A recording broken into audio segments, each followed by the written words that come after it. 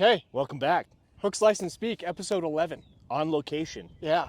Bryce, where are we right now? Number 15 tees here at our lovely golf course. I mean, look at this. I hope the view on there turns out as good as you and I have it.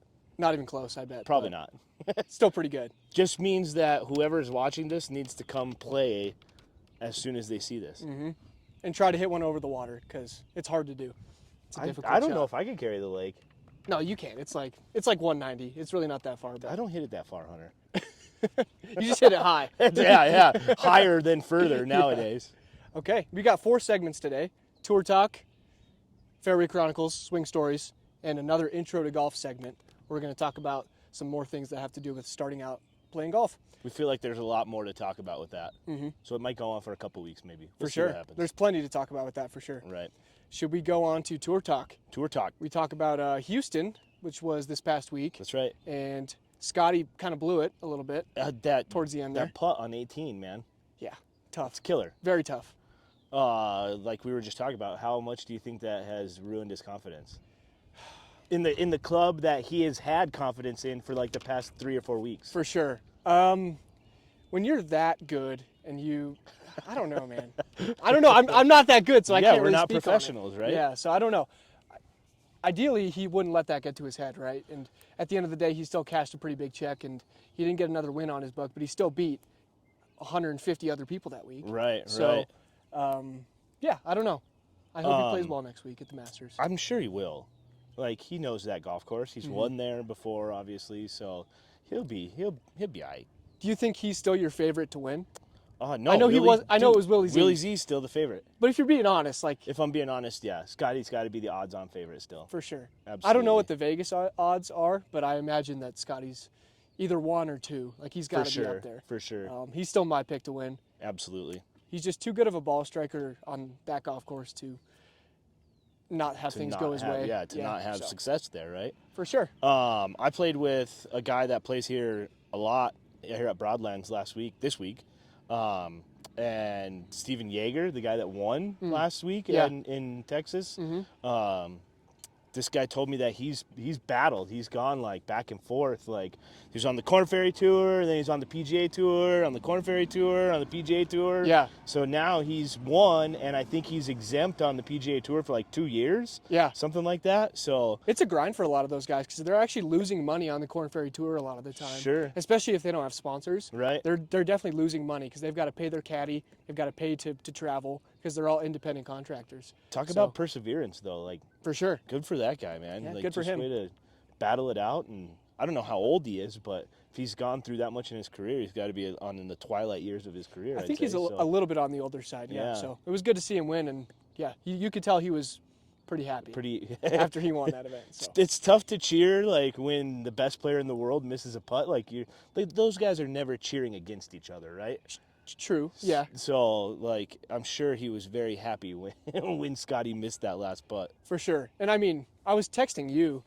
It was almost like boring because I knew Scotty was going to win. I know. So I'm kind of glad that he didn't win, just because, like, it got a little bit more fun to watch because it wasn't just like automatic that Scotty was going to win every week. Yeah. So, yeah, it was a good tournament. I enjoyed watching it. It added some excitement in there, some flair. For sure. For sure. And Valero's this week. Yep. I don't even know who's playing. I saw quite a few, like Jordan Spieth's playing, and some other big names are playing. I think even Scotty's playing. So, which is weird. I mean, like, usually they take the week before the Masters off, get rested up. You would think so, right? Make the game. They would go down to the Augusta a week early, right? And just get some practice rounds in and stuff. For sure. So I'm surprised to see that a lot of them are playing, but we're not going to make any picks for this week. No. Except for Scotty. He's going to win, so. You just pick Scotty every week, dude. Well, when he's that good. Who's your pick for the Willie Z still? I'm still rolling with Willie. Okay. For sure. We have this on our paper here. What's your favorite hole at Augusta? Favorite hole at Augusta? Dude, I really like number 18. Yeah. It's all uphill. I feel like it's very challenging. Yeah. And just most of the time, any winner, any final round is coming down to what happens on 18. For sure. Right? Yeah, I like it. I'm not going to cop out and say 12 because that's what everybody's going to say. I love 13. 13 is, right there. 13 is my favorite hole for sure. Right. Or if you want to go on the front nine, I'd say number 2. Number 2 on I the love front number nine. 2. Yeah. Yeah. Yep. Pretty cool. All right. Real quick. Since we're talking about tour talk, might not be the PGA Tour. LIV Tour. We're going to talk about LIV Tour for a second. And Anthony Kim. And what a guy. I mean, just a tremendous story in and of itself. But we were talking about how disconnected he's been from professional golf. We've heard that he hasn't watched any professional golf for like the last 12 years. And he hasn't played either. And he obviously hasn't played anything. I think I even read that he gave like all of his golf clubs away and just like totally Someone dropped them off at a pawn shop and he just sold them all. I'm good. I don't need these anymore. I'm taking a break. But I think it was just today that he was playing a practice round with DJ out in Miami. And he just learned that Brooks has won back-to-back majors. He didn't even know. Like, that's how disconnected this guy has been from professional golf. That's crazy. It's and you're wild still to that think about. good. Yeah, and then like Jacoby brought up to us before we started recording that he didn't even pick up a golf club, but like 2 months before he played in that first LIV event. And I guess it kind of showed. I think he shot like 78, 80 or something like that. Sure, but then in the next one, he played super well, right? Right. So it's impressive. Good for Anthony Kim. I like his swing. He's got a good golf swing. I honestly don't think that I've paid attention to it. You've never seen him swing? Or not that you've like I mean, yeah, not that sure. I've been like, oh yeah, that's a great golf swing. Yeah, no, it's solid. I'll have to watch next time and pay attention the next time. Anthony Kim needs to step up his wardrobe game though. I don't know. I like the long socks and the shorts. I think it's kind of fun. He looks a little disheveled on the golf course, in my opinion. He's got like the untucked shirt all the time, but good for Anthony Kim. Glad he's playing well. That's right. Who's your favorite golf swing of all time? Just a question I thought of. Dude, of all time? I don't know. Like, everybody says Adam Scott has a great swing. Jason Day has a great swing. But I like, honestly, the one that I like the most, that I like watching the most, is Rory McIlroy's. Yeah. Just everything. He's so balanced, yeah. man. It's just, and he generates so much power that it's very envious. Yeah. Yours? Louis Oosthuizen. Yeah, he's got a great swing. Where's Louis from? Northern Ireland? No, he's from South Africa. Oh, yeah, South Africa. That's right. And he plays on LIV Tour now. That's right. All right. What a beast. Go Louis. Go Louis. Let's head to Fairway Chronicles. Fairway Chronicles. Number 6. Fairway Chronicles. Hole number 6. Hole 6. Little flyover here. A lot of water on this hole, Brice. There's a lot of water on the front side in general. There is. Right? There is. But I was, as I played yesterday, I was kind of thinking about this. Like, a lot of people step up on the tee on 6 and they're like, oh, God, that's a lot of water. But I can't, like, I don't even think about it when I'm standing on the tee. Like, the water's not in play to me on 6. There's your shot, and There's you my can tell shot. water's not in play for Hit you. it high and hit it far and don't even think about it. It's so high. I hit a 9-iron there, I believe, and just left of the pin. Same club for me, and I was just right of the pin, I think. Good swing, though. We 154. 154 from the gold tees. Here we are on the green. Hunter's further away, which means I was closer to the pin. Yes, it does. Sorry, Hunter. Button first here. Probably, I don't know, 40 feet. 40 feet? Sounds about right. Little slider. Every time we do this, like, it gets further and further away from the last time that we actually played this round. I know. We have to watch this. I can't remember what happened. Yeah. Good speed. Knocked it up there pretty close and tapped her in for par. Tap in par. Always good. This was good for Jacoby. He just could set the camera in one spot and didn't have to film us in 2 different spots. For once, we helped the tech guy. Yeah. Anything we can do to help Jacoby have easier editing with our little adventure here, the better. That's right. For birdie, and I did not make this putt either. So still all that crap you talked. Still looking for this elusive birdie. I tapped in for par. Another easy going par here. Thank God we both got pars, Hunter. Thank God. Boom. There it is. There we go. I think I'm still at +2. +4, Jacoby? Through 6? +4 through 6. All right. That's Fairway Chronicles, Fairway hole number Chronicles, 6. hole number 6 at the Broadlands. Nice. All right. Swing Stories. Swing Stories. This is another person that we have on Swing Stories this week. What is a good handicap for this person, Brice? You know them a little bit better than I do. Yeah, we were talking about it, and I'd say like a 2 or a 3 for this guy. Okay. So he's an experienced golfer, has probably been playing golf his whole life, and also another good friend of mine. So a good player. And I don't want to give away the person quite yet, but the golf course that this person plays on all the time, I imagine is really pretty hard. Correct. So that just naturally is just going to make you a better golfer anyway. Right. So let's watch his driver swing here that we've got.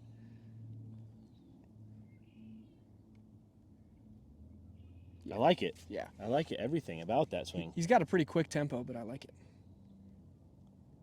He's just a pretty quick moving guy in general. Yeah. Head's nice and quiet. Finishes on his front side. Clean. Clean. Very clean. He generates a lot of power in his golf swing.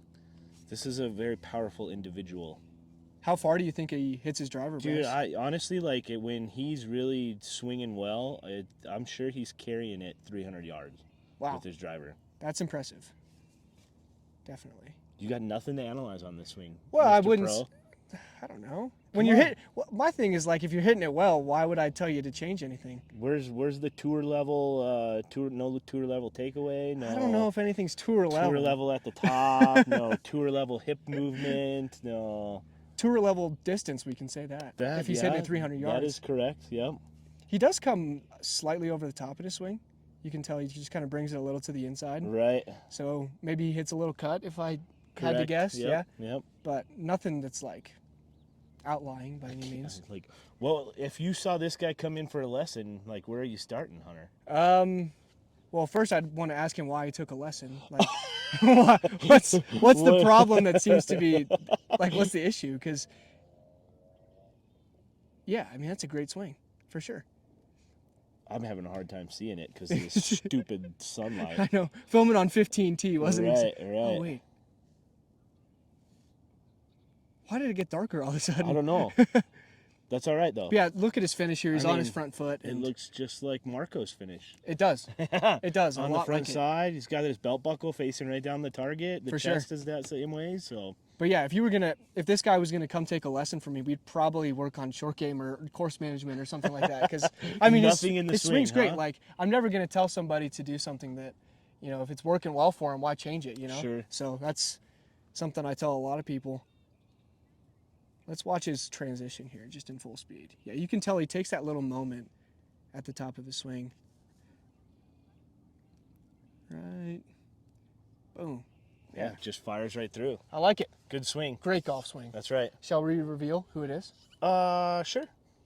It's my buddy Boz. All right. There we go. Shout out.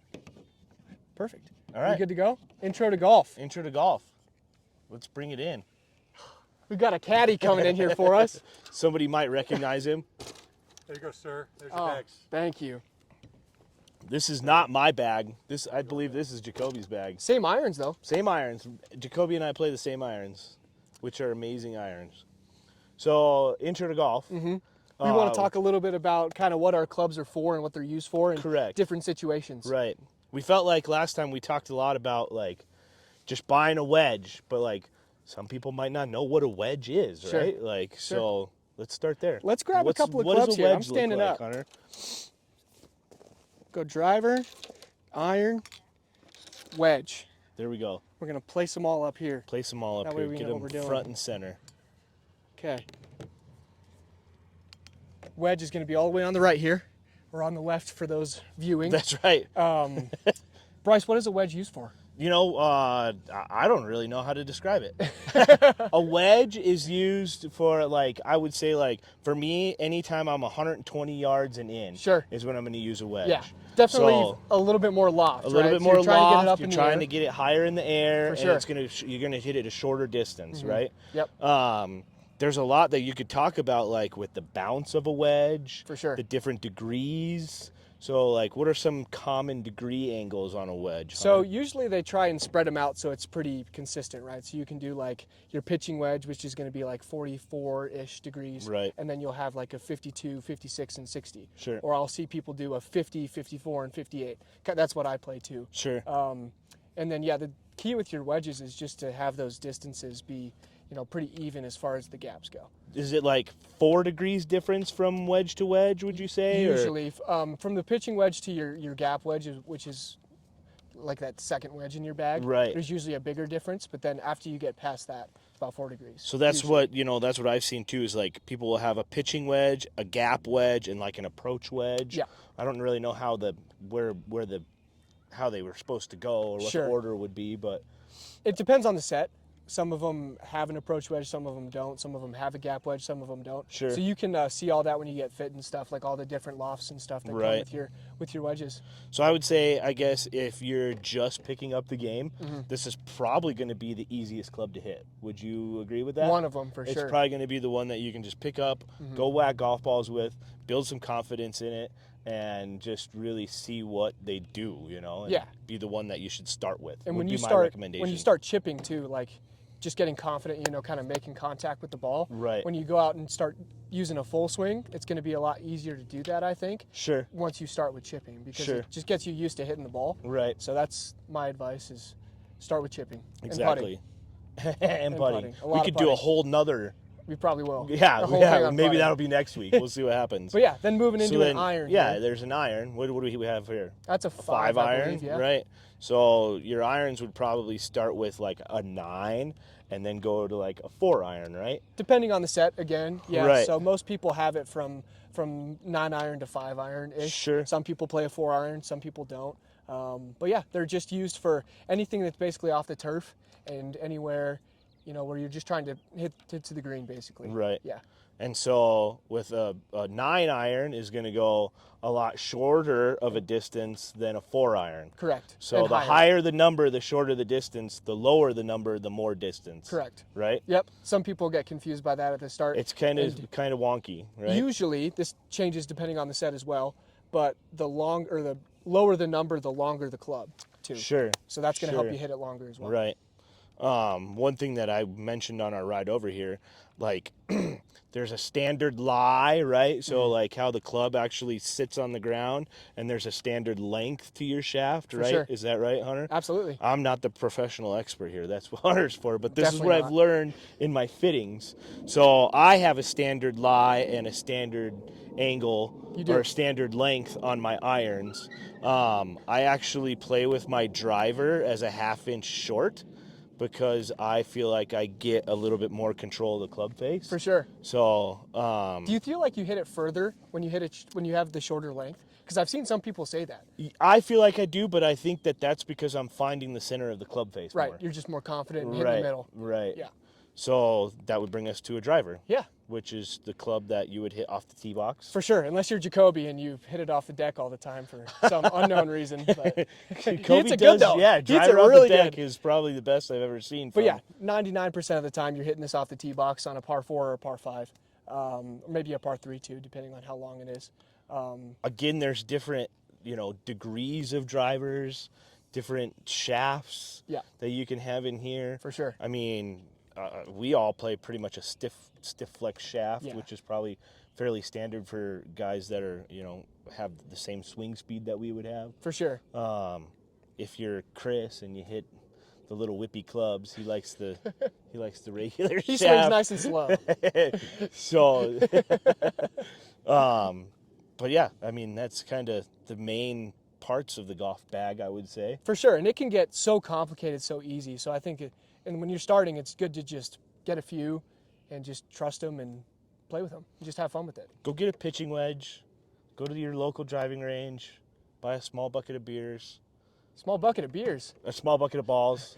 I was thinking here we sell a bucket and 2 beers For for $12. for $12. Medium bucket and 2 beers for $12. It's a great deal. Best deal in So town. if you're picking it up, just go get a wedge, go get a couple beers and a bucket and whack it out on the range. Have a great time. That's right. Anything else? I don't think so. we're Anything to good. add? No. Just fix your dang ball marks. That's Fix all. your day ball marks. Playing 9 this morning, it was unfortunate. There to was see. a lot of ball marks. Yeah. But, oh well. See you next time. See you next time.